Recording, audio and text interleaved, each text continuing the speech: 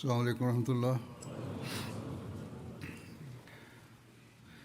أشهد أن لا إله إلا الله وحده لا شريك له وأشهد أن محمدا عبده ورسوله أما بعد فأعوذ بالله من الشيطان الرجيم بسم الله الرحمن الرحيم الحمد لله رب العالمين الرحمن الرحيم مالك يوم الدين إياك نعبد وإياك نستعين اهدنا الصراط المستقيم صراط الذين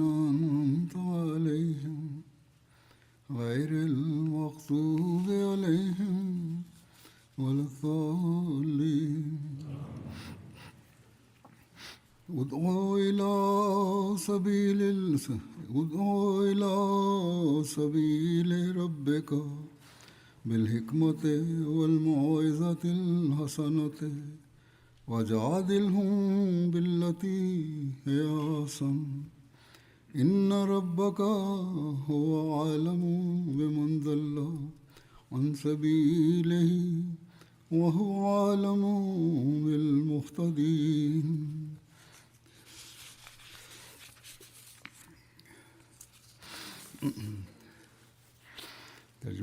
ഇതിൻ്റെ തർജ്ജമ ഇപ്രകാരമാണ്: തത്വജ്ഞാനവും സതുപദേശവും കൊണ്ട് നിന്റെ നാഥന്റെ മാർഗത്തിലേക്ക് നീ ജനങ്ങളെ ക്ഷണിക്കുക. ഏറ്റവും ഉത്കൃഷ്ടമായ രീതിയിൽ അവരോട് സംവാദം നടത്തുകയും ചെയ്യുക. തൻ്റെ മാർഗത്തിൽ നിന്ന് വ്യതിചലിച്ചു പോയവനെ സംബന്ധിച്ച് നിന്റെ നാഥൻ നന്നായി അറിയുന്നവനാണ്. നേർമാർഗം പ്രാപിക്കുന്നവരെയും അവൻ നന്നായി അറിയുന്നു.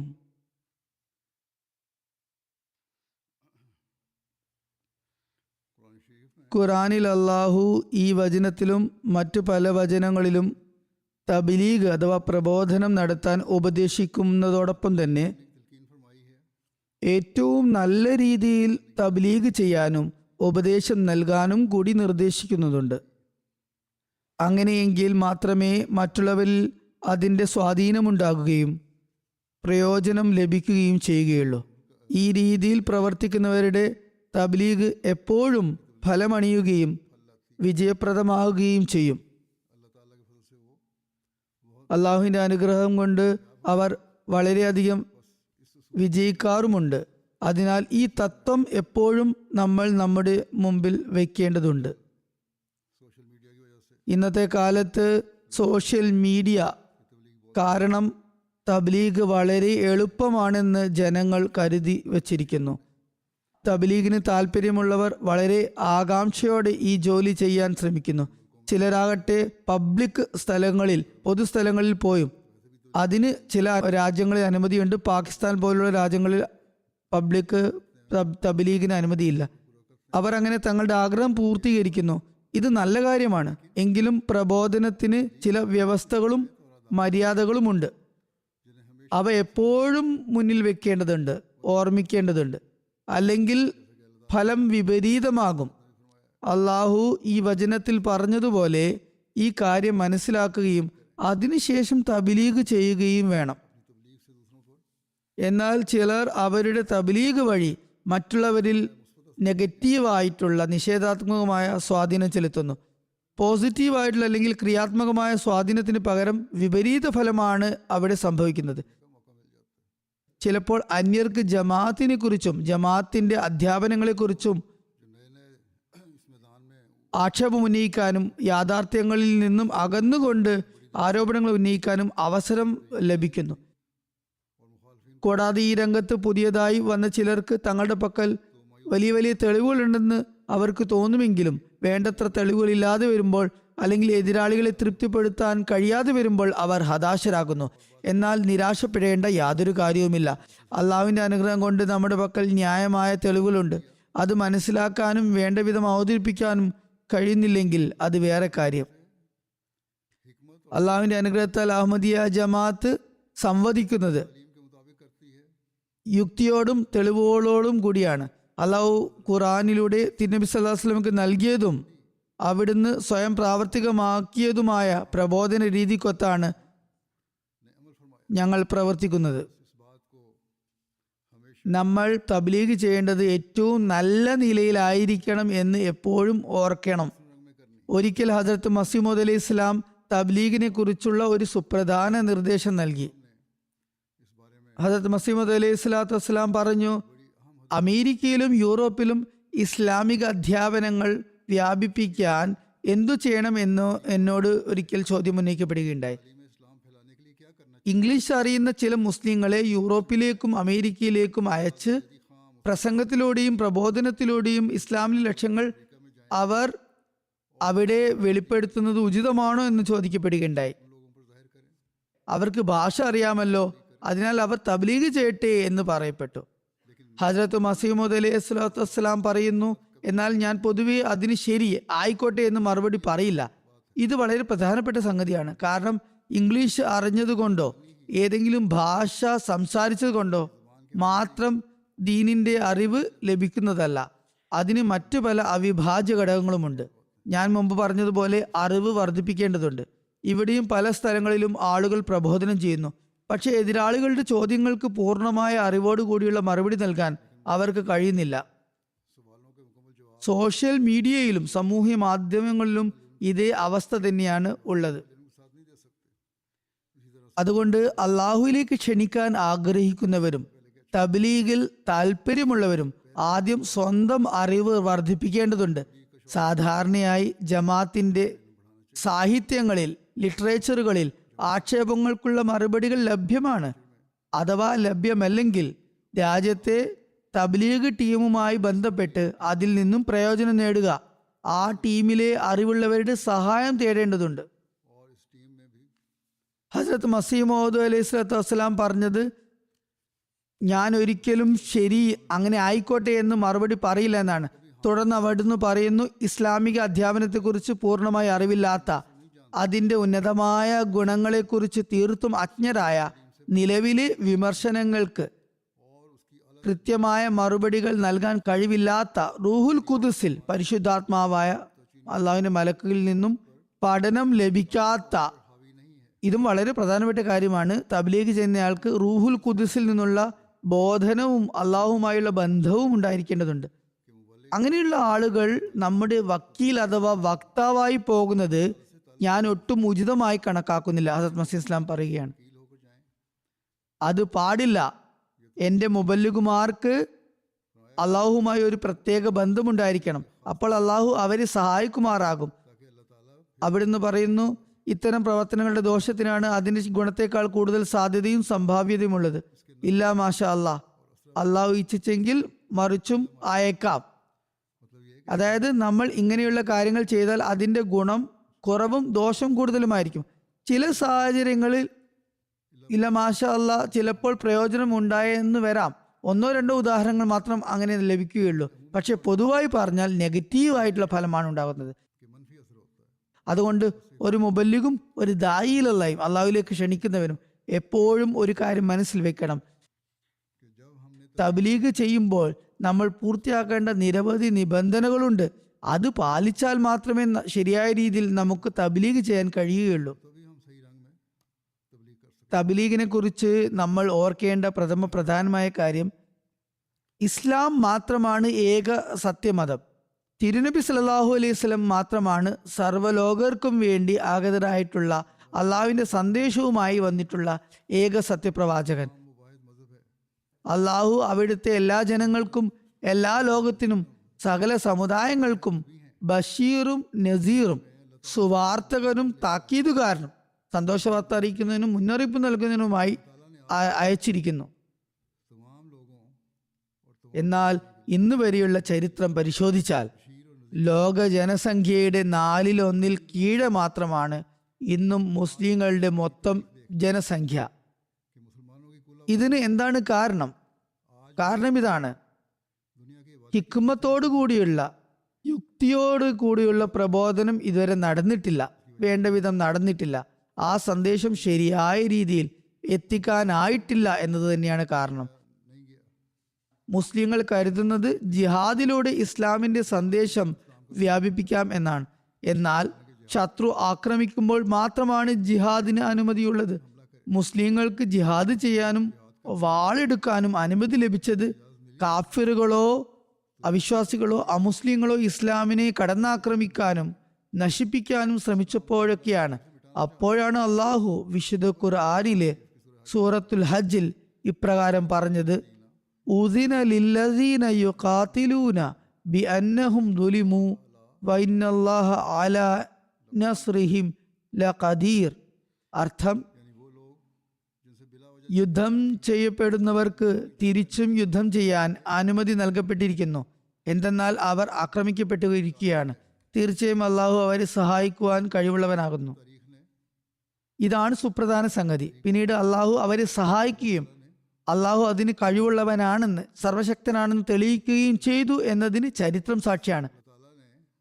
അക്രമം നടക്കുന്നതിനാലാണ് അള്ളാഹു യുദ്ധത്തിന് അനുമതി നൽകിയത്. എന്നാൽ ഇന്നത്തെ കാലം ഇത്തരത്തിലുള്ള ജിഹാദിൻ്റെതല്ല. ദീനിന്റെ പേരിൽ യുദ്ധമൊന്നും നടക്കുന്നില്ല. പല കാരണങ്ങൾ പറഞ്ഞ് മുസ്ലിങ്ങൾ പീഡിപ്പിക്കപ്പെടുന്നുണ്ട് എങ്കിലും ദീനിന്റെ പേര് എടുത്തു പറയുന്നില്ല. അള്ളാഹും തിരുനബി സല്ലല്ലാഹു അലൈഹി വസല്ലമയും വിശുദ്ധ ഖുർആനിലൂടെയുള്ള ജിഹാദിനെയാണ് ജിഹാദുൻ അക്ബർ, ഏറ്റവും വലിയ ജിഹാദ് എന്ന് വിശേഷിപ്പിച്ചത്. അതുകൊണ്ട് ഇതാണ് മുസ്ലിങ്ങളുടെ പൊതുവായ അവസ്ഥ. ഇതിനാലാണ് ഇന്നും നമ്മൾ ലോക ജനസംഖ്യയുടെ മുസ്ലിങ്ങൾ 1/4 താഴെയായിരിക്കുന്നത്. നമ്മൾ ഈ കാര്യം എപ്പോഴും ഓർക്കുകയും നമ്മുടെ ഉത്തരവാദിത്തങ്ങൾ മനസ്സിലാക്കുകയും വേണം. ഹസ്രത്ത് മസീഹ് മൗദ് അലിഹി സ്വലാത്തു വസ്സലാമിൽ ബയ്യത്ത് ചെയ്ത് ജമാഅത്തിൽ പ്രവേശിക്കുകയും ബയ്യത്തിന്റെ ഉടമ്പടിയിൽ ഏർപ്പെടുകയും ചെയ്ത നമ്മൾ അള്ളാഹുവിനോട് ബന്ധം സ്ഥാപിക്കേണ്ടതും അവിടുത്തെ ഉപദേശം പഠിക്കേണ്ടതും അത് പ്രാവർത്തികമാക്കേണ്ടതും ലോകത്തിന് ഈ സന്ദേശം എത്തിക്കേണ്ടതുമുണ്ട്.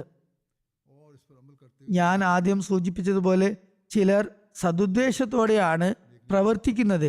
എന്നാൽ അവർക്ക് പൂർണ്ണമായ അറിവില്ല. അല്ലെങ്കിൽ ഒരു ദായിയിലല്ല അള്ളാഹുലേക്ക് ക്ഷണിക്കുന്ന വ്യക്തിക്ക് ഉണ്ടായിരിക്കേണ്ട അള്ളാഹുമായുള്ള ബന്ധത്തിന്റെ നിലവാരം അവർക്ക് നിലനിർത്താൻ കഴിയുന്നില്ല. തൽഫലമായി അവർക്ക് നിരാശയുണ്ടാകുന്നു.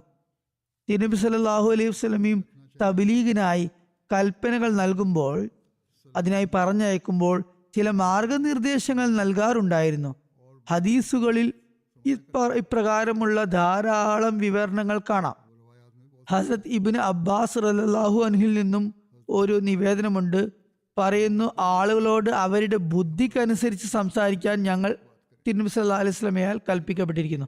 ആദ്യത്തെ കാര്യം ഇതാണ്: ഓരോ വ്യക്തിയുടെയും ബുദ്ധിക്കും അറിവിനും സ്വഭാവത്തിനും മതത്തിനും അനുസരിച്ച് അവരോട് സംസാരിക്കുക. ഉദാഹരണത്തിന് മുസ്ലിങ്ങളോടാണ് ഹദരത്ത് മസീഹ് ഇസ്ലാമിന്റെ ആഗമനത്തെക്കുറിച്ച് പറയേണ്ടതെങ്കിൽ അത് വിശുദ്ധ ഖുർആനിൽ നിന്നും ഹദീസുകളിൽ നിന്നും അതുപോലെ സൽഫു സാലിഹീനിൽ നിന്നും പൂർവ്വസുരികളുടെ ഗ്രന്ഥങ്ങളിൽ നിന്നും തെളിവുകൾ ഉദ്ധരിച്ച് വേണം നൽകാൻ. തബ്ലീഗ് ചെയ്യുന്നവരോട് തിരുനബി സല്ലല്ലാഹു അലൈഹി വസല്ലം ഒരു സുദീർഘമായ ഹദീസിൽ നൽകിയ ഉപദേശം, അതിൽ കാതലായ ഒരു ഉപദേശം, മർദിതന്റെ ശാപത്തിൽ നിന്ന് രക്ഷപ്പെടുക എന്നതാണ്. പ്രബോധനം ചെയ്യുന്നവർക്ക്, തബ്ലീഗ് ചെയ്യുന്നവർക്ക് ഇത് വളരെ പ്രധാനമാണ്. അവന്റെ സ്വഭാവം എപ്പോഴും നല്ലതും ഉന്നതവുമായിരിക്കണം. കൂടാതെ ഹുക്കൂക്കുൽ ഇബാദ്, മനുഷ്യാവകാശങ്ങൾ പാലിക്കുന്നതിൽ അവന്റെ നിലവാരം ഉയർന്നതായിരിക്കണം. അവൻ ഒരിക്കലും ഒരു മർദിതന്റെ ശാപം ഏറ്റുവാങ്ങുന്നവനാകരുത്. പകരം എപ്പോഴും മർദിതരുടെ പ്രാർത്ഥനകൾ നേടുന്നവരായിരിക്കണം. അവൻ പ്രാർത്ഥനകൾ നേടുന്നവനാകുമ്പോൾ അള്ളാഹുവിന്റെ കാര്യങ്ങളിൽ ബർക്കത്ത്, അനുഗ്രഹം ചൊരിയുന്നതാണ്. തിരുനബി സല്ലല്ലാഹു അലൈഹി വസല്ലം പറഞ്ഞു, അതിനാൽ നിങ്ങൾ അതിൽ നിന്ന് രക്ഷപ്പെടണം. കാരണം അതിനും അള്ളാഹുവിനും ഇടയിൽ യാതൊരു മറയുമില്ല. അതുകൊണ്ട് ഇക്കാര്യം എപ്പോഴും മുന്നിൽ വയ്ക്കണം. ഞാൻ ഓതിയ ഈ വചനത്തിൽ മൗഇലത്തുൽ ഹസന, സതുപദേശം എന്നതിനെ കുറിച്ച് വിശദീകരിച്ചുകൊണ്ട് ഹസ്രത്ത് മസീഹ് മൗഊദ് അലൈഹി ഇസ്ലാം ഒരിടത്ത് പറയുന്നു,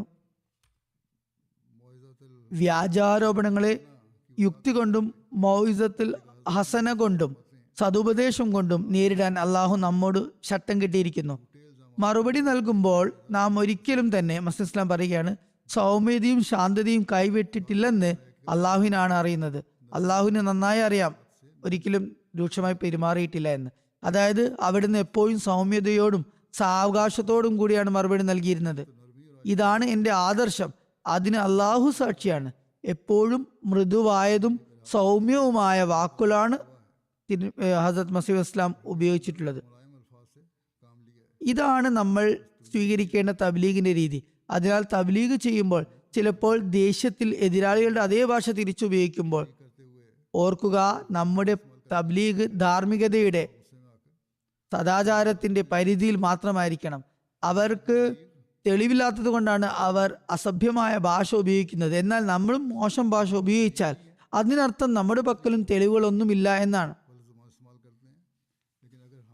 ചിലർ ഈ പറയാറുണ്ട് ഹദരത്ത് മസീഹ് മൗഊദ് അലൈഹി സ്വലാത്തു വസ്സലാമും കാർക്കശ്യം കാണിച്ചിട്ടുണ്ട് എന്ന്. ഞാൻ മുമ്പ് പറഞ്ഞത് തന്നെയാണ് ഇവിടെയും പറയാനുള്ളത്. അവിടുന്ന് ഒരിക്കലും കാർക്കശ്യം കാണിച്ചിട്ടില്ല. എവിടെയെങ്കിലും കാർക്കശ്യം കാണിച്ചിട്ടുണ്ടെങ്കിൽ തന്നെ അത് അവിടുന്ന് നൽകിയ മറുപടി ആണ്. അതിന് മറുപടി ഇത് നൽകിയിട്ടുണ്ട്, കാരണവും വിവരിച്ചിട്ടുണ്ട്. ചില സമയങ്ങളിൽ എതിരാളികളുടെ ഭാഗത്ത് നിന്ന് വളരെ രൂക്ഷമായതും കുഴപ്പങ്ങൾ ഉണ്ടാക്കുന്നതുമായ എഴുത്തുകൾ ലഭിച്ചപ്പോൾ സമുദായക്കാർക്ക്, മുസ്ലിങ്ങൾക്ക് തങ്ങളുടെ ഭാഗത്തു നിന്ന് തക്ക മറുപടി നൽകിയെന്ന് സമാശ്വാസം ലഭിക്കാനും അവർ തങ്ങളുടെ പ്രാകൃതമായ വികാരങ്ങൾ അടിച്ചമർത്തുന്നതിനും വേണ്ടി നാം ഒരുതരം യുക്തിപൂർവമായ കാർക്കശ്യം സ്വീകരിച്ചു. ഇവിടെയും ഉദ്ദേശം നല്ലതായിരുന്നു. ഈ കാർക്കശ്യം വൈകാരിക വിസ്ഫോടനമായോ പ്രകോപനത്തിന് അടിപ്പെട്ടോ ആയിരുന്നില്ല, മറിച്ച് ഏറ്റവും നല്ല രീതിയിൽ അവരുമായി സംവാദം നടത്തുക എന്ന വചനത്തിൽ പ്രവർത്തിച്ചുകൊണ്ട് ഒരു നയതന്ത്രം എന്ന നിലയിൽ ഉപയോഗിച്ചതാണ്. ഞാൻ കാണിച്ച ഈ കാർക്കശ്യം എൻ്റെ മനസ്സിൽ ഒരു വൈരാഗ്യം കുടികൊണ്ടു എന്നതുകൊണ്ടായിരുന്നില്ല.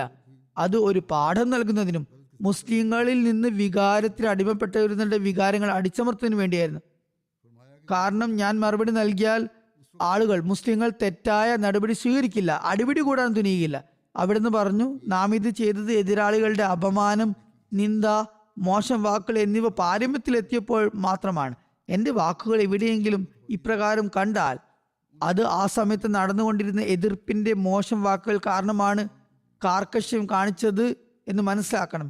എന്തെന്നാൽ അവർ ഇസ്ലാമിനെയും പുണ്യ റസൂലിനെയും സ്വല്ലല്ലാഹു അലൈഹി വസല്ലം അപമാനിക്കുകയും നിന്ദിക്കുകയും മോശം വാക്കുകൾ ഉപയോഗിക്കുകയും ചെയ്തത് അതിര് കടന്നിരുന്നു. അവർ അത് പാരമ്യതയിൽ എത്തിച്ചപ്പോഴാണ് ഇത് ചെയ്തത്. അവിടുന്ന് പറഞ്ഞു, നമ്മുടെ യജമാനനും നേതാവും മായ റസൂലുള്ളാഹി സ്വല്ലല്ലാഹു അലൈഹി വസല്ലം ലോകത്തിന്റെ അഭിമാന സ്തംഭമായ തിരുനബി സല്ലല്ലാഹു അലൈഹി വസല്ലമയെ സംബന്ധിച്ച് അത്തരത്തിലുള്ള മലീമസവും ദുഷിച്ചതുമായ വാക്പ്രയോഗങ്ങൾ ആളുകൾ നടത്തിയതിനാലാണ് അത് സമാധാന ലംഘനത്തിന് കാരണമായേക്കാവുന്ന അവസ്ഥയിൽ എത്തിയപ്പോഴാണ്, ക്രമസമാധാനം ലംഘിക്കപ്പെടാമെന്നൊരു അവസ്ഥ സ്ഥിതിവിശേഷം സംജാതമായപ്പോഴാണ് നാം ഈ നയം സ്വീകരിച്ചത്. അതുകൊണ്ട് തന്റെ വിവിധ ഗ്രന്ഥങ്ങളിൽ അവിടുന്ന് കടുത്ത വാക്കുകൾ ഉപയോഗിക്കുന്നതിൽ നിന്ന് ജമാഅത്തിനെ വിലക്കിയിരിക്കുന്നു. ചില നിർബന്ധിത സാഹചര്യങ്ങൾ കാരണം മാത്രമാണ് താൻ ഈ വാക്കുകൾ ഉപയോഗിച്ചതെന്നും എന്നാൽ നിങ്ങൾ മൃദുഭാഷികളായിരിക്കണമെന്നും കടുപ്പമുള്ള വാക്കുകൾ ഉപയോഗിക്കരുതെന്നും ആ മഹാത്മാവ് നമ്മെ ഉപദേശിച്ചിട്ടുണ്ട്. ആ കാർക്കശ്യത്തിൽ പോലും അവിടുന്ന് അവരുടെ ചരിത്രപരമായ വസ്തുതകളെയാണ്, കാര്യങ്ങളെയാണ് എടുത്തു പറഞ്ഞിട്ടുള്ളത്. അവരെ പോലെ അസഭ്യമായതോ വൃത്തികെട്ടതോ ആയ ഭാഷ അവിടുന്ന് ഉപയോഗിച്ചിട്ടില്ല. നമുക്ക് ഖുർആനിലെ കൽപ്പന ഇതാണ്, വലാ തുജാദിലു അഹ്ലൽ കിതാബി ഇല്ലാ ബില്ലത്തി ഹി അഹ്സൻ. സൂറത്തുൽ അൻകബൂത്തിലെ ആയത്താണിത്. അതായത് ഗ്രന്ഥാനുസാരികളുമായി ഏറ്റവും ഉത്തമമായ രീതിയിലല്ലാതെ നിങ്ങൾ സംവാദം നടത്തരുത്, തർക്കിക്കാൻ പോകരുത്. മറ്റൊരിടത്ത് ആ മഹാത്മാവ് പറയുന്നു, അള്ളാഹിന്റെ കൽപ്പന ഇതാണ്, ഉദു ഇലാ സബീലി റബ്ബിക ബിൽ ഹിക്മതി വൽ മൗഇലത്തിൽ ഹസനതി വജാദിൽഹും ബില്ലത്തി ഹിയ അഹ്സൻ. തർജ്ജമ, തത്വജ്ഞാനവും സതുപദേശവും കൊണ്ട് നിന്റെ നാഥന്റെ മാർഗത്തിലേക്ക് നീ ജനങ്ങളെ ക്ഷണിക്കുക. പ്രയോജനപ്രദമായ രീതിയിലായിരിക്കണം അത്. ഏറ്റവും ഉത്കൃഷ്ടമായ രീതിയിൽ അവരുടെ സംവാദം നടത്തുകയും ചെയ്യുക. ഈ ഒരു തത്വമാണ് ഓരോ മതവിശ്വാസിക്കും മതപ്രചാരകരും ബാധകമായിട്ടുള്ളത്. അത് ഏത് മതസ്ഥരുമാകട്ടെ, ജൂതനോ ക്രിസ്ത്യാനിയോ ഹിന്ദുവോ ആകട്ടെ, അല്ലെങ്കിൽ ഇന്ന് ഹദ്രത്ത് മസീഹ് മൗഊദ് അലൈഹി സ്വലാത്തു വസ്സലാമിനെ മുസ്ലിമായി അംഗീകരിക്കാത്ത ഇതര മുസ്ലിങ്ങൾക്ക് തബ്ലീഗ് ചെയ്യുമ്പോഴും ഇതേ ഉപദേശം തന്നെയാണ് നൽകാനുള്ളത്. യുക്തിപരമായ രീതിയും ഉപദേശം എന്ന നിലയിലും ആയിരിക്കണം നിങ്ങൾ സംസാരിക്കേണ്ടത്. ഹദ്രത്ത് മസീഹ് മൗഊദ് അലൈഹി സ്വലാത്തു വസ്സലാം തുടരുന്നു, എന്നാൽ ഗവൺമെന്റിന്റെ സഹായത്തോടെ അല്ലെങ്കിൽ നൗസുബില്ല സ്വയം തന്നെ പ്രക്ഷോഭം കാണിക്കുന്ന രീതി അനുവർത്തിക്കുക തെറ്റാണ്. അത് നമ്മുടെ യഥാർത്ഥ ലക്ഷ്യത്തിന് ഒരു തരത്തിൽ പ്രയോജനകരമല്ല. അതെല്ലാം ഭൗതികമായ യുദ്ധ കോലാഹലങ്ങളുടെ രൂപമാണ്. സത്യസന്ധരായ മുസ്ലിങ്ങളും ഇസ്ലാമിക രീതികൾ അറിയുന്നവരും തീർച്ചയായും അത് ഇഷ്ടപ്പെടുന്നില്ല. കാരണം മനുഷ്യവർഗത്തിന്റെ മാർഗദർശനത്തിന് ഉപകാരപ്രദമായ ഫലങ്ങൾ അതിലൂടെ ഒന്നും ഉണ്ടാകുന്നില്ല. ഹദരത്ത് മുസ്ലിം മൗഊദ് റളിയല്ലാഹു അൻഹു തഫ്സീർ കബീറിൽ ഉദു ഇലാ സബീലി റബ്ബിക ബിൽ ഹിക്മത്തി എന്നതിനെ വിശദീകരിച്ചിട്ടുണ്ട്. അവിടുന്ന് പറയുന്നു, അതേ ഹിക്മത്ത് എന്ന പദം നിഘണ്ടുക്കളിലുള്ള വിവിധ അർത്ഥങ്ങളുടെ അടിസ്ഥാനത്തിൽ വിവരിച്ചിട്ടുണ്ട്. പറയുന്നു, ഹിക്മത്ത് എന്നതിന്റെ ഒരർത്ഥം സഹനം, ഹിൽമ് എന്നും സൗമ്യതയോടെയും ബുദ്ധി ഉപയോഗിച്ചും സംസാരിക്കുക എന്നുമാണ്. അള്ളാഹു സുബ്ഹാനഹു തആല പറയുന്നു, ഇപ്രകാരം ചെയ്യാത്തവർ പെട്ടെന്ന് കോപിഷ്ഠരാകുകയും വികാരത്തിന് അടിമപ്പെടുകയും ചെയ്യും. അങ്ങനെയുള്ളവർക്ക് മറ്റുള്ളവർക്ക് മനസ്സിലാക്കി കൊടുക്കാൻ കഴിയുന്നതല്ല. അതുപോലെ ഹിക്മത്തിന്റെ മറ്റൊരർത്ഥം നുബുവത്ത് അഥവാ പ്രവാചകത്വം എന്നാണ്. അപ്രകാരം ദൈവവചനത്തിന്റെ സഹായത്തോടെ, വിശുദ്ധ ഖുർആന്റെ സഹായത്തോടെ ജനങ്ങളെ മതത്തിലേക്ക് ക്ഷണിക്കുക എന്നതാണ് ഇതിനർത്ഥം. അപ്പോൾ അള്ളാഹുവിന്റെ വചനമായ ഖുർആൻ നൽകിയ തെളിവുകളും നിങ്ങൾ അവതരിപ്പിക്കുക. സ്വയം കെട്ടിച്ചമച്ച കാര്യങ്ങൾ അവതരിപ്പിക്കരുത്. ആ മഹാത്മാവ് വളരെ ഖേദത്തോടെ പറഞ്ഞു, ഈ തത്വം മുസ്ലിങ്ങൾ മനസ്സിലാക്കിയിരുന്നെങ്കിൽ അവർ ജൂതമതത്തെയും ക്രിസ്തുമതത്തെയും ഇല്ലാതാക്കിയനെ. നമ്മുടെ ആയുധം ഖുർആൻ തന്നെയാണ്. അതിനെക്കുറിച്ചാണ് അള്ളാഹു പറയുന്നത്, വാജാഹിദുഹും ബി. ഈ ഖുർആന്റെ വാളെടുത്ത് ലോകത്തോട് ജിഹാദിന് ഇറങ്ങിത്തിരിക്കുക. എന്നാൽ നിർഭാഗ്യവശാൽ ഇന്ന് ലോകത്തിലെ സകലതും മുസ്ലിങ്ങളുടെ കൈവശമുണ്ട്. സമ്പന്ന രാജ്യങ്ങളുണ്ട്, എണ്ണ സമ്പത്തുണ്ട്, ധാരാളം വ്യവസായങ്ങളുണ്ട്, 54 മുസ്ലിം രാജ്യങ്ങളുണ്ട്. എന്നാൽ ഇസ്ലാമിക ഉപദേശങ്ങൾക്കനുസരിച്ച് യഥാർത്ഥം അവർ ഈ ജിഹാദ് ചെയ്തില്ല എന്ന് മാത്രമല്ല, നിഘണ്ടുപരമായ ഹിക്മത്തിന് അജ്ഞതയിൽ നിന്നും തടയുന്ന അർത്ഥവുമുണ്ട് എന്ന് അവർ മനസ്സിലാക്കിയില്ല. ഈ അർത്ഥമനുസരിച്ച് നിങ്ങൾ സംസാരിക്കുമ്പോൾ മറ്റൊരാൾക്ക് മനസ്സിലാക്കാൻ കഴിയുന്ന രീതിയിൽ സംസാരിക്കുക. അതുവഴി അവരുടെ തെറ്റിദ്ധാരണകൾ നീങ്ങാൻ സാധിക്കും. അതായത് അജ്ഞത ഇല്ലാതാക്കാനും അഭിസംബോധിതന്റെ ഗ്രാഹ്യശേഷി അനുസരിച്ച കാര്യമായിരിക്കും അജ്ഞത ഇല്ലാതാക്കാനാകും. അഭിസംബോധിതന്റെ ആരോടാണ് നമ്മൾ സംസാരിക്കുന്നത് അവരുടെ ബുദ്ധി അനുസരിച്ച് ഉള്ള കാര്യമായിരിക്കണം നമ്മൾ സംസാരിക്കേണ്ടത്. തിരുനബി സല്ലല്ലാഹു അലൈഹി വസല്ലമയുടെ ഹദീസിലും ഇത് വന്നിട്ടുണ്ട്. അമറന റസൂലുള്ളാഹി സ്വല്ലല്ലാഹു അലൈഹി വസല്ലമ അൻ നുകല്ലിമൻ നാസ അലാ ഖദ്രി ഉഖൂലിഹിം. ഞങ്ങൾ ജനങ്ങളോട് അവരുടെ ബുദ്ധിക്കും ഗ്രാഹ്യശേഷിക്കും അനുസരിച്ച് സംസാരിക്കണമെന്ന് ഞങ്ങളോട് തിരുനബി സല്ലല്ലാഹു അലൈഹി വസല്ലം കൽപ്പിക്കുകയുണ്ടായി. ഈ ഹദീസ് ഞാൻ മുമ്പും ഉദ്ധരിച്ചതാണ്. ചിലർ പ്രസംഗങ്ങൾ നടത്തുമ്പോൾ കടുകട്ടി വാക്കുകളും സാങ്കേതിക പദാവലികളും ഉപയോഗിച്ച് ഭയം ജനിപ്പിക്കാൻ ശ്രമിക്കുന്നു. ഇത്തരം പ്രസംഗങ്ങൾ അജ്ഞരിലൊക്കെ ഒരുപക്ഷെ മതിപ്പുളവാക്കിയേക്കാം. എന്നാൽ അതുകൊണ്ട് ആർക്കും പ്രയോജനമുണ്ടാകുന്നതല്ല. ഇവിടെയും ഇത് സംഭവിക്കാറുണ്ട്. അന്യരുമായോ ചില ഉലമാക്കളുമായോ മതപണ്ഡിതന്മാരുമായോ സംസാരിക്കുമ്പോൾ അവരും ഇത്തരത്തിലുള്ള സംസാരമാണ് നടത്തുന്നത്. എന്നാൽ നമ്മൾ ഈ രീതിയിൽ സംസാരിച്ചാൽ അവർക്ക് പ്രയോജനമുണ്ടോ ഇല്ലയോ എന്നറിയില്ല. പക്ഷെ സാധാരണക്കാർക്ക് യഥാർത്ഥ കാര്യം മനസ്സിലാകില്ല. അവർ കേവലം പദങ്ങളുടെ പിന്നാലെയാകും പോകുക. വാചാടോപത്തിന് പിറകിലായിരിക്കും അവരുണ്ടാകുക. ലളിതമായ ഭാഷയിൽ കാര്യങ്ങൾ പറഞ്ഞു മനസ്സിലാക്കി കൊടുക്കുമ്പോൾ കേൾക്കുന്നവരിൽ പലർക്കും അത് മനസ്സിലാകുകയും ആ വാചക കസരത്ത് നടത്തുന്നവരെക്കാൾ നിങ്ങളുടെ വാക്കുകൾ കൂടുതൽ ശ്രദ്ധിക്കാൻ അവർ സന്നദ്ധരാകുകയും ചെയ്യുന്നതാണ്. തുടർന്ന് അവിടുന്ന് പറഞ്ഞു, സത്യത്തോട് യോജിക്കുന്ന സംസാരത്തെയും ഹിക്മത്ത് എന്ന് പറയുന്നു. അത് നിഘണ്ടുവിലും രേഖപ്പെട്ടിട്ടുള്ളതാണ്. ഈ അർത്ഥമനുസരിച്ച് സത്യമായതും സംഭവങ്ങൾക്കനുസരിച്ചതുമായ കാര്യങ്ങൾ പറയുക എന്നാണ് ഈ വചനത്തിന്റെ വിവക്ഷ. ചിലർ തങ്ങൾ സത്യമതത്തിലേക്കാണ് ക്ഷണിക്കുന്നത് എന്ന് കരുതി ചില തെറ്റായ കാര്യങ്ങളും അവതരിപ്പിക്കാറുണ്ട്. പ്രബോധനത്തിൽ ചിലപ്പോൾ ആളുകൾ അതിശയോക്തി കലർത്താറുണ്ട്. എന്നാൽ പ്രബോധനത്തിൽ തബ്ലീഗിൽ അതിശയോക്തിയുടെ ആവശ്യമില്ല. ഖുർആന്റെ അധ്യാപനങ്ങളെയും ഹദീസുകളെയും ഹദരത്ത് മസീഹ് മൗഊദ് ഇസ്ലാമിന്റെ വചനങ്ങളെയും മുന്നിൽ വെച്ച് തബ്ലീഗ് ചെയ്യുക. എന്നിട്ട് അള്ളാഹുവിൽ ഭരമേൽപ്പിക്കുക. തെറ്റായ കാര്യങ്ങൾ പറയുന്ന രീതി പാടില്ല. ശത്രുവിന്റെ മുന്നിൽ സത്യം മാത്രം പറയുക. മറ്റുള്ളവർക്ക് മാർഗദർശനം നൽകുന്നതിന്റെ പേരിൽ നിങ്ങൾ സ്വയം വഴിതെറ്റിപ്പോകുന്ന അവസ്ഥ വരരുത്. അള്ളാഹു സുബ്ഹാനഹു വ തആല പറഞ്ഞതുപോലെ ലാ യദുറുക്കും മൻ സല്ല ഇസാ തദേത്തും ഇസഹ്തദേത്തും. നിങ്ങൾ സന്മാർഗത്തിൽ ഉറച്ചു നിൽക്കുന്നുവെങ്കിൽ നിങ്ങൾക്ക് മറ്റുള്ളവരുടെ വഴികേട് ഒരു ദോഷവും വരുത്തുന്നതല്ല. നിങ്ങൾ ഹിദായത്തിൽ സന്മാർഗത്തിൽ ഉറച്ചു നിൽക്കുകയാണെങ്കിൽ മറ്റൊരാൾ വഴി തെറ്റിയോ ഇല്ലയോ എന്ന് നിങ്ങൾ ശ്രദ്ധിക്കേണ്ടതില്ല. മറ്റൊരാളുടെ വഴികേട് നിങ്ങൾക്ക് ദോഷം ചെയ്യില്ല. നിങ്ങളെ സ്വയം രക്ഷിക്കുക. അതായത് ഞാൻ ഇതിലൂടെ മറ്റൊരാൾക്ക് ഹിദായത്ത് നൽകും എന്ന ചിന്തയിൽ ഒരു പാപകരമായതോ തെറ്റായതോ ആയ കാര്യം ചെയ്യരുത്. നിങ്ങളുടെ ഹിദായത്തും അന്യന്റെ ഹിദായത്തും കൂട്ടിമുട്ടുമ്പോൾ നിങ്ങൾ നിങ്ങളുടെ ഹിദായത്തിനെ കുറിച്ച് സന്മാർഗത്തെ കുറിച്ച് ശ്രദ്ധിക്കുകയും അന്യന്റെ ഹിദായത്ത് അള്ളാഹുവിന് വിട്ടുകൊടുക്കുകയും ചെയ്യുക. കാരണം ഒരു മൂമിൻ, ഒരു വിശ്വാസി കാഫിർ അല്ലെങ്കിൽ സത്യനിഷേധിയാകുന്നതും ഒരു കാഫിർ ഒരു മൂമിനായി തീരുന്നതും അള്ളാഹു ഇഷ്ടപ്പെടുന്നില്ല. അവൻ മറ്റുള്ളവർക്ക് മാർഗദർശനം നൽകാൻ ആഗ്രഹിക്കുന്നു. തുടർന്ന് ഹിക്മത്ത് എന്ന വാക്കിനെ വിശദീകരിച്ചുകൊണ്ട് നിഘണ്ടുക്കളുടെ അടിസ്ഥാനത്തിൽ അദ്ദേഹം പറഞ്ഞു, സന്ദർഭത്തിനും സാരസ്യത്തിനും അനുസരിച്ചുള്ള സംസാരത്തെയും ഹിക്മത്ത് എന്ന് പറയുന്നു. ഈ അർത്ഥമനുസരിച്ച് തബ്ലീഗിൽ സന്ദർഭോചിതമായി സംസാരിക്കണം. ചില തെളിവുകൾ ശത്രുവിനെ പ്രകോപിപ്പിക്കാനും കോപാകുലനാക്കാനും സാധ്യതയുണ്ടെങ്കിൽ അതിലൂടെ അയാൾ നിങ്ങളുടെ വാക്കുകൾ കേൾക്കില്ലെങ്കിൽ വെറുതെ അവരെ ചൊടിപ്പിക്കുന്നത് ഉചിതമല്ല.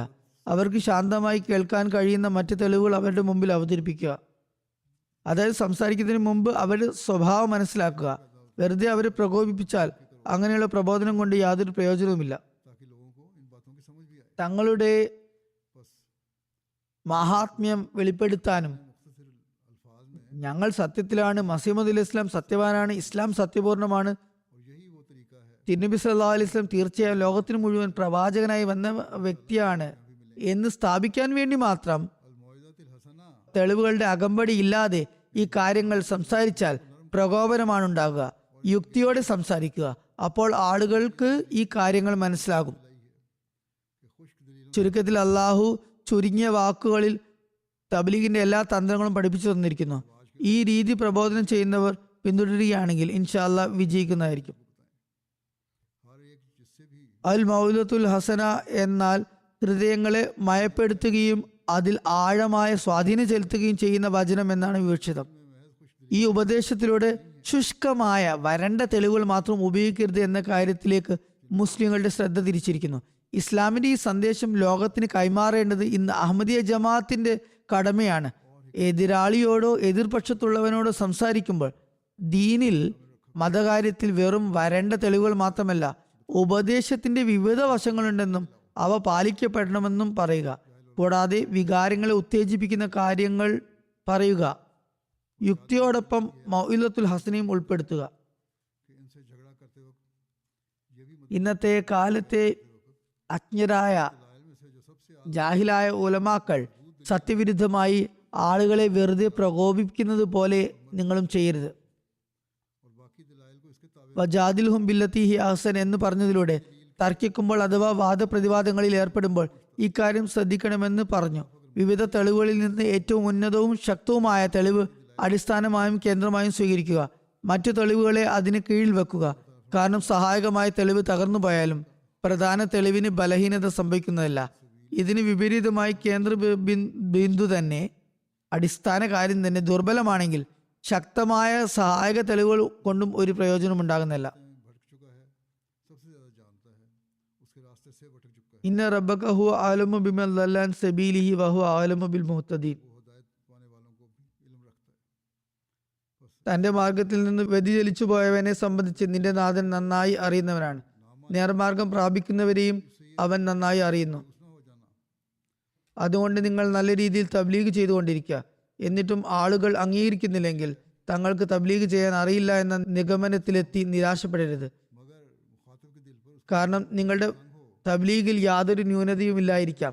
പക്ഷേ തബ്ലീഗ് ആർക്കാണോ ചെയ്യുന്നത്, പ്രബോധിതന്റെ ഹൃദയത്തിൽ അവന്റെ പാപങ്ങളുടെ അഴുക്ക് കാരണം അള്ളാഹു അവന് ഹിദായത്തിന്റെ വാതിൽ തുറന്നു കൊടുക്കുന്നില്ലായിരിക്കാം. ചുരുക്കത്തിൽ പ്രബോധനത്തിൽ മുഴുകിയിരിക്കണം. ഇതാണ് അടിസ്ഥാന കാര്യം. നമ്മുടെ ജോലി പ്രബോധനം, തബ്ലീഗ് തുടരുക എന്നതാണ്. ഫലമുണ്ടാക്കുന്നതും സ്വാധീനം സൃഷ്ടിക്കുന്നതും അള്ളാഹുവിന്റെ പ്രവൃത്തിയാണ്. ഹസ്രത്ത് മസീഹ് മൗഊദ് അലൈഹി സ്വലാത്തു വസ്സലാം പറയുന്നു, പല മൗലവിമാരും ഉലമാക്കൾ എന്ന് സ്വയം വിശേഷിപ്പിക്കുന്നവരും മിമ്പറുകളിൽ പ്രസംഗപീഠത്തിൽ കയറി തങ്ങളെ നായിബുർ റസൂൽ, പ്രവാചകന്റെ പ്രതിനിധി, വാരിസുൽ അംബിയ, പ്രവാചകന്മാരുടെ അനന്തരാവകാശി എന്ന് പ്രഖ്യാപിച്ചുകൊണ്ട് ഉപദേശം നൽകി നടക്കുന്നു. അഹങ്കാരം, അഹന്ത, ദുഷ്പ്രവൃത്തികൾ എന്നിവയിൽ നിന്ന് അകന്നു നിൽക്കുക എന്ന് അവർ പറയുന്നു. എന്നാൽ അവരുടെ സ്വന്തം പ്രവർത്തനങ്ങളും ചെയ്തികളും എന്തൊക്കെയാണെന്ന് നിങ്ങൾക്കറിയാം. അവരുടെ വാക്കുകൾ നിങ്ങളുടെ ഹൃദയത്തിൽ എത്രത്തോളം സ്വാധീനം ചെലുത്തുന്നുണ്ടെന്ന് അതിൽ നിന്ന് നിങ്ങൾ മനസ്സിലാക്കുക. സൽസ്വഭാവികളിൽ അവരുടെ വാക്കുകൾ എവിടെയാണ് സ്വാധീനമുണ്ടാക്കുന്നത്? അതുകൊണ്ട് ആ മൗലവിമാരുടെ തബ്ലീഗ് നിങ്ങളുടെ ഹൃദയങ്ങളിൽ സ്വാധീനം ചെലുത്തുന്നില്ലെങ്കിൽ നിങ്ങളുടെ അവസ്ഥയും നിങ്ങൾ പരിശോധിക്കുക. നിങ്ങളും ഇത്തരത്തിൽ സംസാരിച്ചാൽ നിങ്ങളുടെ വാക്കുകൾക്ക് എവിടെ സ്വാധീനമുണ്ടാകാനാണ്? നിങ്ങൾ പ്രബോധനം ചെയ്യുകയാണെങ്കിൽ ആദ്യം നിങ്ങളുടെ പ്രവൃത്തിയെ ശരിയാക്കണം, അള്ളാഹുമായി ബന്ധം സ്ഥാപിക്കണം. ഇതുണ്ടെങ്കിൽ മാത്രമേ നിങ്ങളുടെ പ്രബോധനം ശരിയായതും വിജയിക്കുന്നതും ഉപകാരപ്രദവുമാകൂ. ആ മഹാത്മാവ് പറഞ്ഞു, ഈ ആളുകൾ പ്രായോഗിക ശക്തി ഈ ആളുകൾക്കുണ്ടായിരുന്നെങ്കിൽ, പറയുന്നതിനു മുമ്പ് അവർ സ്വയം പ്രവർത്തിച്ചിരുന്നെങ്കിൽ, ലിമ തഖൂലൂന മാല തഫലൂൻ, നിങ്ങൾ പ്രവർത്തിക്കാത്തത് എന്തിന് നിങ്ങൾ പറയുന്നു എന്ന് ഖുർആനിൽ അള്ളാഹുവിന് ചോദിക്കേണ്ടി വരുമായിരുന്നോ? നിങ്ങൾ ചെയ്യാത്തത് എന്തിനാണ് നിങ്ങൾ പറയുന്നത് എന്ന് അള്ളാഹുവിന് ഖുർആനിൽ പറയേണ്ട ആവശ്യം തന്നെ എന്തായിരുന്നു? ഈ വചനം തന്നെ സൂചിപ്പിക്കുന്നത് ലോകത്ത് പറഞ്ഞുകൊണ്ട് സ്വയം പ്രവർത്തിക്കാത്ത ആളുകൾ ഉണ്ടായിരുന്നു, ഇന്നുമുണ്ട്, ഇനിയും ഉണ്ടാകുമെന്നാണ്.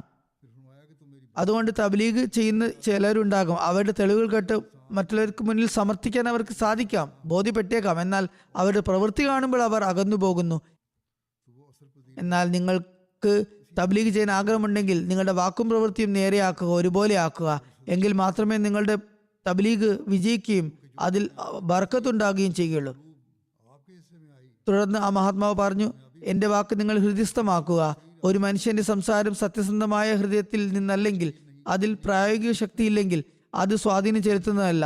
ഇവിടെ നിന്നാണ് നമ്മുടെ നബി കരീം സല്ലല്ലാഹു അലൈഹി വസല്ലമയുടെ മഹത്തായ സത്യസന്ധത വ്യക്തമാകുന്നത്. കാരണം അവിടുത്തെ ജീവിതത്തിൽ ലഭിച്ച വിജയവും ഹൃദയങ്ങളിൽ അവിടുന്ന് ഉണ്ടാക്കിയ സ്വാധീനവും അതിൻ്റെ ഒരു ഉദാഹരണവും മനുഷ്യവംശത്തിന്റെ ചരിത്രത്തിൽ കാണാൻ കഴിയില്ല. ഇതെല്ലാം സംഭവിച്ചത് അവിടുത്തെ വാക്കും പ്രവൃത്തിയും പൂർണ്ണമായി യോജിച്ചിരുന്നത് കൊണ്ടാണ്. അതുകൊണ്ട് നമ്മൾ തബ്ലീഗ് ചെയ്യാനും സന്ദേശം എത്തിക്കാനും ഉദ്ദേശിക്കുന്നുവെങ്കിൽ ആ രീതിയിൽ പ്രവർത്തിക്കേണ്ടി വരും. നമ്മൾ ആ രീതിയിൽ പ്രവർത്തിക്കേണ്ടതുണ്ട്. നബി സല്ലല്ലാഹു അലൈഹി വസല്ലമയുടെ ഉപദേശങ്ങൾ പാലിക്കുകയും അള്ളാഹുവുമായി പ്രത്യേക ബന്ധം സ്ഥാപിക്കുകയും വേണം. അതുപോലെ ലിമ തഖൂലൂന മാലാ തഫലൂൻ, നിങ്ങൾ ചെയ്യാത്തത് എന്തിനാണ് നിങ്ങൾ പറയുന്നത് എന്നതിനെ കുറിച്ച് ഹദരത്ത് മസീഹ് ഇസ്ലാം മറ്റൊരിടത്ത് പറയുന്നു, ഒരിക്കലും ഒരു വിശ്വാസി ഇരട്ടത്താപ്പ് കാണിക്കരുത്. എപ്പോഴും നിങ്ങളുടെ വാക്കും പ്രവൃത്തിയും ശരിയാക്കുകയും അവയിൽ യോജിപ്പ് നിലനിർത്തുകയും ചെയ്യുക. സ്വാഭികൾ അവരുടെ ജീവിതത്തിൽ മാതൃക കാണിച്ചതുപോലെ നിങ്ങൾ അവരുടെ പാത പിന്തുടർന്ന് നിങ്ങളുടെ സത്യസന്ധതയുടെയും വിശ്വസ്തതയുടെയും മാതൃകകൾ കാണിക്കുക. അപ്പോൾ മാത്രമേ പ്രബോധനത്തിലും ബർക്കത്തുണ്ടാകൂ. ഇന്ന് എൻ്റെ കയ്യിൽ മീഡിയ വന്നു, അതിനാൽ ഞാൻ പ്രബോധനം ചെയ്യും എന്ന് മാത്രം കരുതുന്നത് കൊണ്ട് പ്രബോധനത്തിൻ്റെ ഫലങ്ങൾ ഉണ്ടാകില്ല. തുടർന്ന് വജാദിൽഹും ബില്ലത്തി ഹി അഹ്സൻ എന്നതിനെ ആ മഹാത്മാവ് ഒരിടത്ത് ഇങ്ങനെ വിശദീകരിച്ചു, ആർക്കാണോ ഉപദേശം നൽകേണ്ടത് അവന് വാക്കുകൊണ്ട് ഉപദേശിക്കുക, നേരിട്ട് ഉപദേശിക്കുക. ഒരു കാര്യം ഒരു ശൈലിയിൽ അവതരിപ്പിക്കുമ്പോൾ ചിലപ്പോൾ അതൊരു വ്യക്തിയെ ശത്രുവാക്കാം, മറ്റൊരു ശൈലിയിൽ അവതരിപ്പിക്കുമ്പോൾ ആ വ്യക്തിയെ തന്നെ മിത്രവുമാക്കാം. വാക്കുകൾ ഒന്ന് തന്നെയായിരിക്കും, ഒരേ കാര്യം തന്നെയാണ് പറയേണ്ടത്. പക്ഷെ ഒരു രീതിയിൽ പറഞ്ഞാൽ അത് ശത്രുവിനെ ഉണ്ടാക്കുന്നു, മൃദുവായി പറഞ്ഞാൽ അത് മിത്രവും ഉണ്ടാക്കുന്നു. അതുകൊണ്ട് വജാദിൽഹും ബില്ലത്തി ഹി അഹ്സൻ എന്നതിനോട് യോജിച്ച് നിങ്ങളുടെ പ്രവർത്തനം നിലനിർത്തുക. ഈ സംസാര ശൈലിയെയാണ് അള്ളാഹു ഹിക്മത്ത് എന്ന് വിളിച്ചിരിക്കുന്നത്. അതിനാൽ അള്ളാഹു പറയുന്നു, യൂത്തിൽ ഹിക്മത്ത മയ്യഷ, അവൻ ഉദ്ദേശിക്കുന്നവർക്ക് അവൻ അള്ളാഹു യുക്തി നൽകുന്നു. തുടർന്ന് ആ മഹാത്മാവ് പറഞ്ഞു, ഇസ്ലാമിന്റെ സംരക്ഷണത്തിനും അതിന്റെ സത്യം പ്രകടമാക്കുന്നതിനും ഒന്നാമതായി നിങ്ങൾ സത്യസന്ധരായ മുസ്ലിങ്ങളുടെ മാതൃക കാണിക്കുക എന്നതാണ്. അതുകൊണ്ട് ഇതാണ് ഒന്നാമത്തെ കാര്യം. ഞങ്ങൾ പ്രബോധനം ചെയ്തു എന്നോ ഞങ്ങൾ അവർക്ക് സന്ദേശം എത്തിച്ചോ എന്നതോ ഒരു ക്രെഡിറ്റ് അല്ല, നേട്ടമല്ല. സന്ദേശം നോക്കേണ്ടതുണ്ട്. സന്ദേശം എത്തിക്കുന്നതോടൊപ്പം നമ്മുടെ അവസ്ഥയിൽ എന്ത് മാറ്റം വരുത്തിയെന്നും നമ്മൾ നോക്കേണ്ടതുണ്ട്. കേവലം സന്ദേശം എത്തിക്കുന്നത് മാത്രം പോരാ. ഞങ്ങൾ അഹമ്മദികളായി, ഞങ്ങൾ പ്രബോധനം ചെയ്തു, ദായി ഇലല്ലാഹയുടെ കൂട്ടത്തിൽ ഞങ്ങളുടെ പേര് വന്നു എന്നതിൽ മാത്രം അഭിമാനിക്കരുത്. ആ മഹാത്മാവ് പറഞ്ഞു, നിങ്ങൾ സത്യസന്ധരായ മുസ്ലിങ്ങളുടെ മാതൃക കാണിക്കുക എന്നതാണ് പ്രഥമ പ്രധാനമായ സംഗതി. രണ്ടാമത്തെ കാര്യം അതിന്റെ നന്മകളും പൂർണ്ണതയും ലോകത്ത് പ്രചരിപ്പിക്കുക. അതെ, നിങ്ങൾ മാതൃകയായി മാറിയതിനു ശേഷം ലോകത്ത് പ്രചരിപ്പിക്കുകയാണെങ്കിൽ എന്തെല്ലാം വിപ്ലവങ്ങളാണ് ഉണ്ടാകുന്നതെന്ന് നിങ്ങൾ കാണുക. പണക്കാർക്ക് ലോകത്തിൽ ഉണ്ടാക്കാൻ കഴിയാത്ത വിപ്ലവം നിങ്ങൾക്ക് ഉണ്ടാക്കാൻ സാധിക്കും. ഏതാനും ദിവസങ്ങൾ തബ്ലീഗ് ചെയ്തിട്ട് ഫലമൊന്നും കണ്ടില്ലെന്ന് കരുതുന്നതിനെ കുറിച്ച് ആ മഹാത്മാവ് പറഞ്ഞു. സംസാരിക്കുമ്പോൾ ആലോചിച്ചും വളരെ സംക്ഷിപ്തമായും കാര്യമാത്ര പ്രസക്തമായും സംസാരിക്കണം. കൂടുതൽ തർക്കിക്കുന്നത് കൊണ്ട് പ്രയോജനമില്ല. അതുകൊണ്ട് ആളുകൾ ചെവി കൊടുക്കാൻ തക്കവിധം തമാശ രൂപേണയും ചിലപ്പോൾ സംസാരിക്കുക. പിന്നെ എപ്പോഴെങ്കിലും അവസരം കിട്ടുമ്പോൾ ബാക്കി കാര്യങ്ങളാകാം. സ്ഥിരോത്സാഹത്തോടെ തബ്ലീഗ് ചെയ്യുന്നതിലാണ് കാര്യം. ചുരുക്കത്തിൽ സത്യസന്ദേശം പതിയെ പതിയെ എത്തിച്ചുകൊണ്ടിരിക്കുക. ക്ഷീണിക്കരുത്, ക്ഷീണിച്ച് പിന്മാറരുത് എന്നതാണ് നമ്മുടെ ജോലി. ഒരു ദിവസം നമ്മൾ ക്യാമ്പും സ്റ്റോളും വച്ച് തബ്ലീഗ് ചെയ്തിട്ട് അതോടെ ജോലി കഴിഞ്ഞു എന്ന് കരുതിയിരിക്കരുത്. ഇല്ല, കാരണം ഇന്നത്തെ കാലത്ത് ദൈവസ്നേഹത്തെയും അവനുമായുള്ള ബന്ധത്തെയും ആളുകൾ ഭ്രാന്തായിട്ടാണ് കാണുന്നത്. ആ മഹാത്മാവ് പറയുന്നു, ഇന്നത്തെ കാലത്ത് ദൈവവുമായുള്ള ബന്ധത്തെ ജനങ്ങൾ ഭ്രാന്തായിട്ടാണ് കരുതുന്നത്. ഈ കാലഘട്ടത്തിൽ സഹാബികൾ ഉണ്ടായിരുന്നെങ്കിൽ ആളുകൾ അവരെ ഭ്രാന്തന്മാരെന്ന് വിളിക്കുമായിരുന്നു, കാഫിറുകൾ എന്ന് വിളിക്കുമായിരുന്നു. രാവും പകലും അനാവശ്യ കാര്യങ്ങളാലും വിവിധതരം അശ്രദ്ധകളാലും ഭൗതിക ചിന്തകളാലും ഹൃദയം ഇന്ന് കഠിനമായിരിക്കുന്നു. അതുകൊണ്ട് വാക്കുകൾക്ക് സ്വാധീനം ഉണ്ടാകാൻ താമസമെടുക്കും. ഇന്നത്തെ കാലത്ത് ലോകകാര്യങ്ങളിൽ മുഴുകിയിരുന്നവർ വളരെ കൂടുതലാണ്. അവിടുന്ന് സംസാരിച്ച കാലഘട്ടത്തേക്കാൾ വളരെയധികം അവർ ലൗകികതയിൽ മുങ്ങിപ്പോയിരിക്കുന്നു. അവരിൽ എന്തു സ്വാധീനം ഉണ്ടാകാനാണ്? അതുകൊണ്ട് നമ്മൾ ഇന്ന് മൗലവിയോടോ ഇന്ന് പണ്ഡിതനോടോ തബ്ലീഗ് ചെയ്ത് അവരെ ബോധ്യപ്പെടുത്തണം, അല്ലെങ്കിൽ ഇന്ന് സംവാദകനോടും ആക്ഷേപിക്കുന്നവരോടും തബ്ലീഗ് ചെയ്യണമെന്ന് നിങ്ങൾ കരുതരുത്. ലോകത്തിൽ യഥാർത്ഥ ഇസ്ലാമിന്റെ സന്ദേശം എത്തിക്കുക എന്നതാണ് നമ്മുടെ ലക്ഷ്യം. ഈ കാലഘട്ടത്തിൽ മസീഹ് അലൈഹി ഇസ്ലാം വരാനുണ്ടായിരുന്നു. ആ മഹാത്മാവ് ആഗതനായിരിക്കുന്നു എന്ന് ലോകത്തെ ബോധ്യപ്പെടുത്തുക എന്നതാണ് നമ്മുടെ ലക്ഷ്യം. അതിനുവേണ്ടി നമ്മൾ പരിശ്രമിക്കണം. വെറും തർക്കങ്ങളിലും ഡിബേറ്റുകളിലും നീണ്ട ചോദ്യോത്തരങ്ങളിലും ഏർപ്പെടുത്തുന്നതിന് പകരം തബ്ലീഗിലൂടെ എങ്ങനെയാണ് കൂടുതൽ ആളുകളിലേക്ക് സത്യത്തിന്റെ സന്ദേശം എത്തിക്കാനും അവരെ പരിഷ്കരിക്കാനും കഴിയുക എന്ന് നോക്കുക. സഹാബികളും ഇതുതന്നെയാണ് ചെയ്തിരുന്നത്. അവർ തബ്ലീഗ് ചെയ്യുമായിരുന്നു. എന്നാൽ ഇന്നത്തെ കാലത്ത് ആളുകൾ ഭൗതിക ചിന്തകളിൽ മുങ്ങിക്കിടക്കുന്നതിനാൽ അവരെ മനസ്സിലാക്കി കൊടുക്കുക പ്രയാസമാണ്. അതിനാൽ വളരെ യുക്തിഭദ്രമായി അവരെ മനസ്സിലാക്കി കൊടുക്കേണ്ടതുണ്ട്. നമ്മുടെ പ്രായോഗിക മാതൃകകൾ, അതേ കാര്യം ഇവിടെയും ആവർത്തിച്ചിരിക്കുകയാണ്, പ്രായോഗിക മാതൃകകൾ ഉണ്ടായാൽ മാത്രമേ ആളുകൾക്ക് നമ്മോട് ശ്രദ്ധയുണ്ടാകുകയുള്ളൂ. പിന്നെ ആ മഹാത്മാവ് തന്നെ തന്റെ ഒരു ഉദാഹരണം നൽകി. ഒരു തഹസീൽദാർ ഉണ്ടായിരുന്നു. അദ്ദേഹം എന്നോട് തർക്കിക്കുമായിരുന്നു. ഞാൻ അദ്ദേഹത്തിന് ഉപദേശം നൽകുമായിരുന്നു. അദ്ദേഹം എന്നെ കളിയാക്കുകയും പരിഹസിക്കുകയും ചെയ്യുമായിരുന്നു. എന്നാൽ ഒടുവിൽ ഒരു സമയം എത്തി, ഞാനും അദ്ദേഹത്തെ വിട്ടില്ല. ഞാൻ ഇങ്ങനെ സ്വയം പറഞ്ഞു, താങ്കളെ ഞാൻ വിടുന്നതല്ല, ഉപദേശം നൽകിക്കൊണ്ടിരിക്കും. ഒരുപക്ഷെ ഹസരത്ത് മസീഹ് മൗഊദ് ഇസ്ലാമിന് അദ്ദേഹത്തിന്റെ സൽപ്രകൃതം കാണാനായിരിക്കും, അദ്ദേഹത്തിൽ എന്തെങ്കിലും സൽപ്രകൃതം കണ്ടിരിക്കാം. എന്തായാലും ആ മഹാത്മാവ് പറയുന്നു, അവസാനം ഞാൻ സ്ഥിരമായി ഇത് ചെയ്തുകൊണ്ടിരുന്നു. അങ്ങനെ ഒരു സമയത്ത് അദ്ദേഹം എൻ്റെ മുമ്പിൽ വന്ന് പൊട്ടിക്കരയാൻ തുടങ്ങി, എന്നോട് മാപ്പ് ചോദിക്കാൻ തുടങ്ങി. നോക്കൂ, ആദ്യം പരിഹസിച്ചിരുന്ന ആളായിരുന്നു, പിന്നെ മുന്നിൽ വന്ന് കരയുന്ന അവസ്ഥയിലെത്തി. ആ മഹാത്മാവ് പറയുന്നു, ചിലപ്പോൾ സയീദായിട്ടുള്ള സൗഭാഗ്യമുള്ള സൽപ്രകൃതമുള്ള വ്യക്തിയെ ഷക്കിയായിട്ടും ദൗർഭാഗ്യവാനായും അതുപോലെ ദുർഭകനായും കാണപ്പെട്ടേക്കാം. എന്നാൽ അവൻ സൗഭാഗ്യവാനായിരിക്കും. നിങ്ങൾ അവനെ പിന്തുടർന്ന് അവന്റെ ധാരണക്കനുസരിച്ച് യുക്തിയോടെ സംസാരിച്ചാൽ അത്തരക്കാർ മനസ്സിലാക്കുന്നതാണ്. ആ മഹാത്മാവ് പറഞ്ഞു, ഓർമ്മിക്കുക, ഓരോ പൂട്ടിനും ഒരു താക്കോലുണ്ട്, ഓരോ സംസാരത്തിനും ഒരു താക്കോലുണ്ട്. ആ താക്കോൽ എന്നത് ഉചിതമായ ശൈലിയാണ്. ഉചിതമായ ശൈലിയിൽ സംസാരിക്കണം. അവിടുന്ന് പറയുന്നു, മരുന്നുകളിൽ ചിലത് ചിലർക്ക് ഉപകാരപ്രദമാകുന്ന പോലെ, ഓരോ രോഗത്തിനും ഓരോ മരുന്ന് എന്ന പോലെ ഓരോ കാര്യവും ഓരോ പ്രത്യേക ശൈലിയിൽ ഒരു പ്രത്യേക വ്യക്തിക്ക് ഉപകാരപ്രദമാകുന്നതാണ്. എല്ലാവരോടും ഒരുപോലെ സംസാരിക്കുന്ന അവസ്ഥയാകരുത്. സംസാരിക്കുന്നയാൾ മറ്റൊരാൾ മോശം പറഞ്ഞാലും അതിനെ മോശമായി എടുക്കരുത്. മറിച്ച് തന്റെ ജോലി തുടർന്നുകൊണ്ടേയിരിക്കണം. ക്ഷീണിച്ചു പിന്മാറരുത്. ധനികരുടെ പ്രകൃതം വളരെ ലോലമായിരിക്കും. അവർ ദുനിയാവിൽ മുഴുകുന്നവരായിരിക്കും. അവർക്ക് കൂടുതൽ കാര്യങ്ങൾ കേൾക്കാൻ കഴിയില്ല. ഒരു പ്രത്യേക സന്ദർഭത്തിൽ ഒരു പ്രത്യേക ശൈലിയിൽ വളരെ സൗമ്യതയോടെ അവർക്ക് ഉപദേശം നൽകിക്കൊണ്ടിരിക്കണം. എല്ലാ വിഭാഗക്കാർക്കും ഉപദേശം നൽകണം, ധനികർക്കും ദരിദ്രർക്കും. ധനികർക്ക് തബ്ലീഗ് ചെയ്യാനുള്ള തന്ത്രം അവിടുന്ന് പറഞ്ഞു വന്നു. സന്ദർഭമനുസരിച്ച് അവസരം കിട്ടുമ്പോൾ മാത്രം ഉപദേശപരമായ കാര്യങ്ങൾ പറയുക. ഈ വിഷയത്തിൽ അവിടുന്ന് ഹസരത്ത് ഇബ്നു അറബിയുടെ ഉദാഹരണം നൽകുന്നു. അദ്ദേഹം എഴുതുന്നു, ഫിറഔനോട് മൃദുവായി സംസാരിക്കാൻ അള്ളാഹു ഹസരത്ത് മൂസ അലൈഹി ഇസ്ലാമിന് നിർദ്ദേശം നൽകിയത് എന്തുകൊണ്ടാണ്? അതിൽ അടങ്ങിയിരുന്ന രഹസ്യം ഇതാണ്: അവസാനം അവന് ഈമാൻ ലഭിക്കുമെന്ന് അള്ളാഹുവിന് അറിയുമായിരുന്നു. അതിനാൽ അദ്ദേഹം എഴുതുന്നു, ആമൻതു, ഞാൻ വിശ്വസിച്ചു എന്ന വാക്ക് ഫിറഔന്റെ വായിൽ നിന്നും പുറത്തു വന്നു. അവസാനം മരണാസന്നനായ സമയത്ത്, മുങ്ങിത്താഴാൻ പോകുന്ന സമയത്ത് അവൻ പറഞ്ഞ വാക്ക് അതായിരുന്നു, ആമൻതു, ഞാൻ വിശ്വസിച്ചു. ഹജറത്ത് മുസ്ലിം മൗദ് റളിയല്ലാഹു തബ്ലീഗിനെ കുറിച്ച് ഹജറത്ത് യൂസുഫ് അലൈഹി ഇസ്ലാമിന്റെ ഉദാഹരണം അവതരിപ്പിക്കുന്നു. ഹജറത്ത് യൂസുഫ് അലൈഹി ഇസ്ലാമിനെ ജയിലിൽ അടച്ചപ്പോൾ അവിടെ മറ്റ് 2 തടവുകാരുണ്ടായിരുന്നു. അത് സംബന്ധിച്ച് അവിടുന്ന് എഴുതുന്നു, ഹജറത്ത് യൂസുഫ് അലൈഹി ഇസ്ലാം അവരെ തന്നിലേക്ക് ആകർഷിക്കാൻ ഒരു അസാധാരണമായ യുക്തി ഉപയോഗിച്ചു.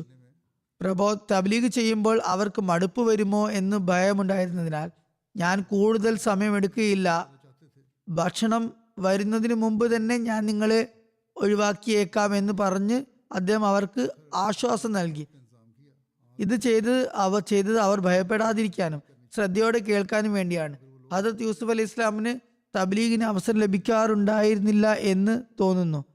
പൊതുവെ അവസരം ലഭിക്കാറുണ്ടായിരുന്നില്ല. തടവുകാർ സ്വപ്ന വ്യാഖ്യാനം ചോദിച്ച ആ ചോദ്യം അദ്ദേഹം ഒരു അവസരമായി കണ്ടു.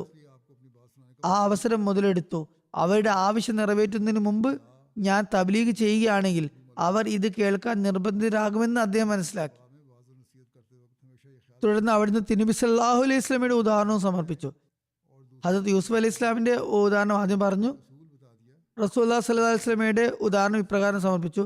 ആദ്യകാലങ്ങളിൽ തിരുനബി സല്ലല്ലാഹു അലൈഹി വസല്ലം തന്റെ പ്രവാചകത്വവാദം അവതരിപ്പിച്ചപ്പോൾ മക്കക്കാരോട് തബ്ലീഗ് ചെയ്യാൻ ആഗ്രഹിച്ചപ്പോൾ അവർ ഒഴിഞ്ഞു മാറി തബ്ലീഗ് കേൾക്കാതിരിക്കുകയും ചെയ്തു. അവസാനം അവിടുന്ന് ഒരു വിരുന്നൊരുക്കി. തിരുനബി സല്ലല്ലാഹു അലൈഹി വസല്ലം ഭക്ഷണം നൽകി തബ്ലീഗ് ചെയ്യാൻ ആഗ്രഹിച്ചു. എന്നാൽ ആളുകൾ വിരുന്നിന് ശേഷം എഴുന്നേറ്റ് പോയി. അപ്പോൾ അവിടുന്ന് ഒരു തന്ത്രം പ്രയോഗിച്ചു. വീണ്ടും വിരുന്നിന് ക്ഷണിച്ചു. ഭക്ഷണം വരുന്നതിന് മുമ്പ് തന്റെ വാദത്തെക്കുറിച്ച് അവരെ അറിയിച്ചു. ഭക്ഷണം കാത്തിരിക്കാൻ അവർ നിർബന്ധിതരായിരുന്നു. അതിനാൽ അവിടത്തേക്ക് തന്റെ കാര്യം പറയാൻ അവസരം ലഭിച്ചു. ഈ വചനത്തിൽ നിന്ന് പ്രവാചകന്മാരുടെ ഉപദേശ രീതി മനസ്സിലാക്കാം. അതിനാൽ അവരുടെ മാതൃക പിന്തുടർന്ന് ഉപദേശിക്കുമ്പോൾ എപ്പോഴും ഈ കാര്യം ശ്രദ്ധിക്കണം. കാര്യം പറയുകയും എന്നാൽ മറ്റുള്ളവർക്ക് ഭാരമാകാതിരിക്കുകയും ചെയ്യുക. അതായത് ഒരു തത്വം പറഞ്ഞു തന്നു, ശരിയായ കാര്യം പറയുക, എന്നാൽ മറ്റുള്ളവർക്ക് അത് ഭാരമായി തോന്നാത്ത രീതിയിൽ അത് ചെയ്യുക. ബുദ്ധിമുട്ട് തോന്നരുത്. അതിനാൽ യുക്തിയോടെ സംസാരിക്കണം. ഈ കാര്യം എപ്പോഴും മുന്നിൽ വെക്കണം. ആ സമയത്ത് യൂറോപ്പ് ഇസ്ലാം മതം സ്വീകരിക്കുമെന്ന് ആർക്കും ചിന്തിക്കാൻ പോലും കഴിഞ്ഞിരുന്നില്ല. ആ സമയത്ത് ഹസരത്ത് മസീഹ് മൗഊദ് അലൈഹി ഇസ്ലാം തന്റെ ലേഖനങ്ങൾ പരിഭാഷപ്പെടുത്തി യൂറോപ്പിൽ വിതരണം ചെയ്യുകയുണ്ടായി. അള്ളാഹു അവിടത്തേക്ക് ഒരു ജമാഅത്തിനെ നൽകിയപ്പോൾ അവിടുന്ന് അവരോട് നിർദ്ദേശിച്ചു, ജിഹാദ് ഇസ്ലാമിന്റെ ഒരു പ്രധാന ഭാഗമാണ്. അത് ഒരു സമയത്തും ഉപേക്ഷിക്കാൻ കഴിയില്ല. നമസ്കാരം, നോമ്പ്, ഹജ്ജ്, സക്കാത്ത് എന്നിവ ഇസ്ലാമിന്റെ ഒരു കാലത്തും ഉപേക്ഷിക്കാൻ പറ്റാത്ത, നിർബന്ധമായും പാലിക്കേണ്ട നിർദ്ദേശങ്ങളായതുപോലെ ജിഹാദും എല്ലാ കാലത്തേക്കുമുള്ള പ്രവർത്തിക്കേണ്ട ഒരു സംഗതിയാണ്. എല്ലാ കാലത്തും ഇത് പാലിക്കേണ്ടതുണ്ട്. അപ്പോൾ ജിഹാദിന്റെ രീതി ഇതാണ്. ഈ കാലഘട്ടത്തിൽ നമ്മൾ പിന്തുടരുന്ന രീതിയാണ് ജിഹാദിൻ്റെത്. നമ്മൾ ജിഹാദ് ചെയ്യുന്നില്ലെന്ന് ആരോപണം ഉന്നയിക്കപ്പെടാറുണ്ട്. നമ്മൾ ജിഹാദ് ചെയ്യാറുണ്ട്, പക്ഷേ രീതി മാറിയിരിക്കുന്നു. അനഹമ്മദി മുസ്ലിങ്ങൾ നമ്മൾ ജിഹാദിനെ നിഷേധിക്കുന്നവരാണെന്ന് ആരോപിക്കുന്നു. എന്നാൽ നമ്മൾ ചെയ്യുന്ന ഇത് ജിഹാദ് തന്നെയാണ്. അതായത് തബ്ലീഗ് ചെയ്ത് സന്ദേശം എത്തിക്കുന്നത് ജിഹാദാണ്. ലോകത്തിൽ ഇസ്ലാമിന്റെയും അഹമ്മദിയത്തിന്റെയും തബ്ലീഗ് നമ്മൾ നടത്തിക്കൊണ്ടുവരുന്നു. അഹമ്മദിയത്തിലൂടെ ആളുകൾക്ക് ഇസ്ലാമിന്റെ യഥാർത്ഥ അധ്യാപനം എത്തിക്കുന്നു. Africa, Europe, south America, Australia, ദ്വീപുകൾ എന്നിവിടങ്ങളിൽ നമ്മുടെ മിഷനുകളുണ്ട്. ഇതെല്ലാം എന്തിനാണ്? ഇതാണ് നമ്മൾ ചെയ്യുന്ന ജിഹാദ്. അതുകൊണ്ട് നമ്മൾ ജിഹാദിനെതിരാണെന്ന് പറയുന്നത് തെറ്റാണ്. അതെ, ഞാൻ പറഞ്ഞതുപോലെ ജിഹാദിന്റെ രീതി മാറിയിരിക്കുന്നു. ഹദരത്ത് മസീഹ് ഇസ്ലാം പറഞ്ഞു, ഇനി നിങ്ങളുടെ ജിഹാദ് പേന കൊണ്ടുള്ള ജിഹാദാണ്. നിങ്ങളുടെ പേനയുടെ മുനകൾ വാളിന്റെ മുനകളാണ്. അതിനാൽ അതുവഴി ജിഹാദ് ചെയ്യുക. ഇതാണ് ദീനിന്റെ പ്രചാരണ വേല. ഇതാണ് അതിന്റെ കാലഘട്ടം. ഇന്ന് ഇതാണ് ആവശ്യം. അതിനാൽ ഈ രീതിയിൽ തൂലിക കൊണ്ട് ജിഹാദ് ചെയ്യുക. ഇക്കാര്യം എപ്പോഴും മുന്നിൽ വെക്കണം. ലോകത്തോട് പറയണം, നിങ്ങൾ എന്തിനാണ് മസീഹ് മൗഊദ് വന്നോ ഇല്ലയോ, മസീഹ് മൗഊദ് ഈ രീതിയിൽ വരാനില്ലായിരുന്നു എന്നതിനെ കുറിച്ചൊക്കെ തർക്കുന്നത്. ഇതൊക്കെ തെറ്റാണ്. നമ്മൾ അവർക്ക് ഖുറാനും ഹദീസും എന്താണ് പറയുന്നതെന്ന് കൃത്യമായി പറഞ്ഞു കൊടുക്കേണ്ടതുണ്ട്.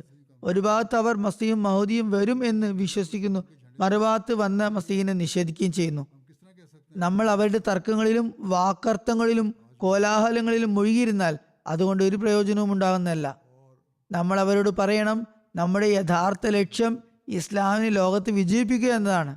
കാരണം തിരുനബി സല്ലല്ലാഹു അലൈഹി വസല്ലം ലോകത്തിന് മുഴുവൻ നബിയായും റസൂലായും ആണ് വന്നിട്ടുള്ളത്. ഇന്ന് ലോക ജനസംഖ്യയുടെ 4/1 താഴെയാണ് നമ്മുടെ എണ്ണം. ലോകത്ത് ഇസ്ലാമിന്റെ കൊടുക്കിയിലാക്കുന്നത് വരെ നമ്മൾ വലിയ കാര്യം ചെയ്തു എന്ന് എങ്ങനെ പറയാൻ കഴിയും? ഇന്ന് നമ്മൾ ഇത്തരത്തിലുള്ള ജിഹാദ് ചെയ്യേണ്ടത് നമ്മുടെ ജോലിയാണ്. അപ്പോൾ മാത്രമേ നമ്മുടെ ജിഹാദ് വിജയിക്കുകയുള്ളൂ. അല്ലെങ്കിൽ ഇന്ന് മുസ്ലിങ്ങൾ ചെയ്യാൻ ആഗ്രഹിക്കുന്ന ജിഹാദ് എന്തെങ്കിലും പ്രയോജനകരമായതാണോ? അതിന് എന്തെങ്കിലും ഫലമുണ്ടാകുന്നുണ്ടോ? ഒന്നും ഉണ്ടാകുന്നില്ല. അതുകൊണ്ട് ഓരോ അഹമ്മദിയും ചെയ്യേണ്ട ജിഹാദ് ഇതാണ്. ഹദരത്ത് മസീഹ് ഇസ്ലാം വാളുകൊണ്ടുള്ള ജിഹാദിനെ കുറിച്ച് പറഞ്ഞിട്ടില്ല. അതിലൂടെ മുസ്ലിങ്ങൾക്ക് ഒരു ഫലവും ലഭിക്കുന്നില്ല. എല്ലായിടത്തും അപമാനം നേരിടുന്നു. എന്നാൽ ബുദ്ധിയും യുക്തിയും ഞാൻ പറഞ്ഞ ഈ കാര്യങ്ങളോട് ഉപയോഗിക്കുക. തബ്ലീഗിന്റെ മാർഗങ്ങൾ യുക്തിയോട് ഉപയോഗിക്കുക. അള്ളാഹുവുമായി ബന്ധം സ്ഥാപിക്കുക. മൊറബിമാർ ജമാഅത്തിലെ അംഗങ്ങൾക്ക് തർബിയത്ത്, ധാർമ്മിക പരിശീലനം നൽകി ഈ ജിഹാദ് ചെയ്യുന്ന ഒരു സൈന്യത്തെ തയ്യാറാക്കണം. മൊറബിമാരോട് ഞാൻ പറയുന്നത്, മുബലിഗുമാരോട് ഞാൻ പറയുന്നത്, അവർക്ക് ഒരു വലിയ ഉത്തരവാദിത്വമുണ്ട്. അവർ ജമാഅത്തിനെ പരിശീലിപ്പിക്കുക എന്ന് മാത്രമല്ല, ആ പരിശീലനത്തോടൊപ്പം ജമാഅത്ത് അംഗങ്ങളെ അള്ളാഹുവുമായി ബന്ധമുള്ളവരുമാക്കി തീർക്കണം.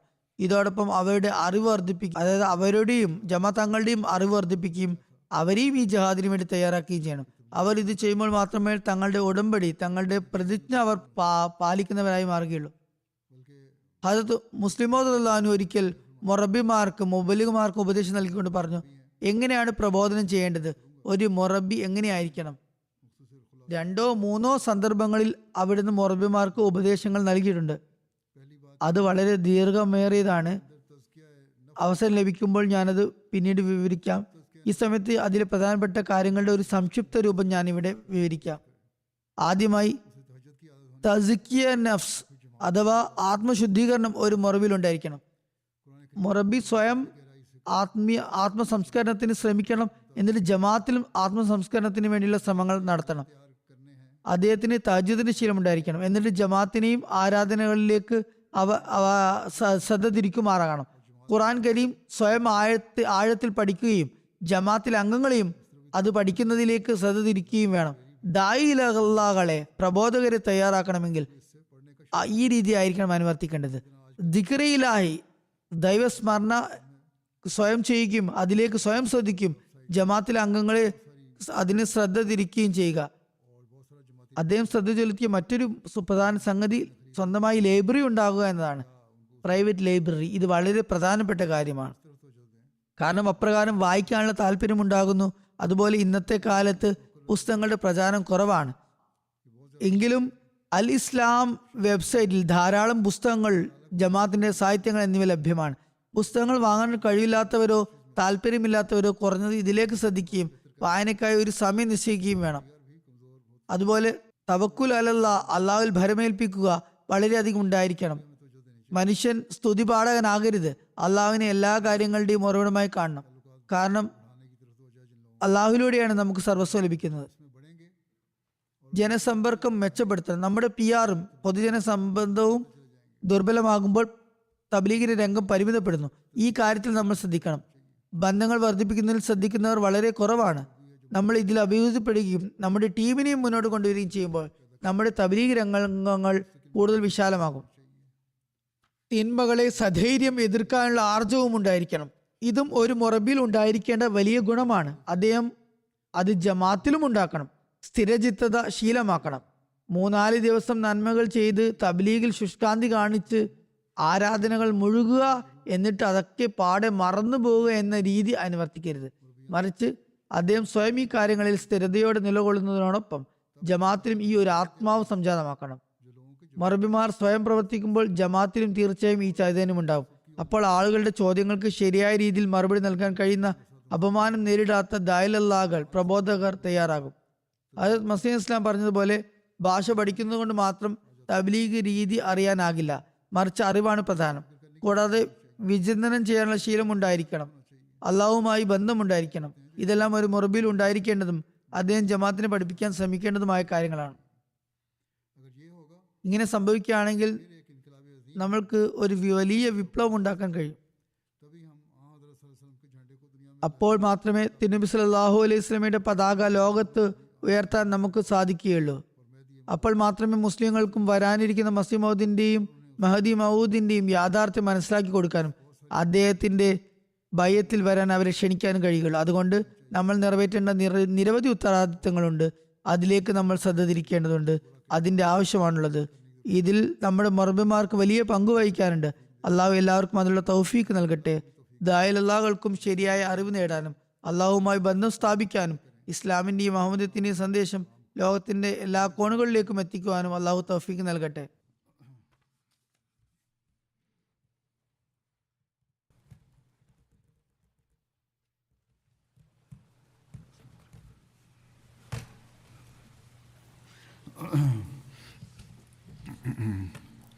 Alhamdulillah nahmaduhu wa nasta'inuhu wa nastaghfiruhu wa nu'minu bihi wa natawakkalu alayhi wa na'udhu billahi min shururi anfusina wa min sayyiati a'malina man yahdihillahu fala mudilla lahu ومن يضلل فلا هادي له ونشهد أن لا إله إلا الله ونشهد أن محمدا عبده ورسوله عباد الله رحمكم الله عباد الله رحمكم الله إن الله يأمر بالعدل والإحسان وإيتاء ذي القربى وينهى عن الفحشاء والمنكر والبغي يعظكم لعلكم تذكرون اذكروا الله يذكركم وادعوه يستجب لكم ولذكر الله أكبر.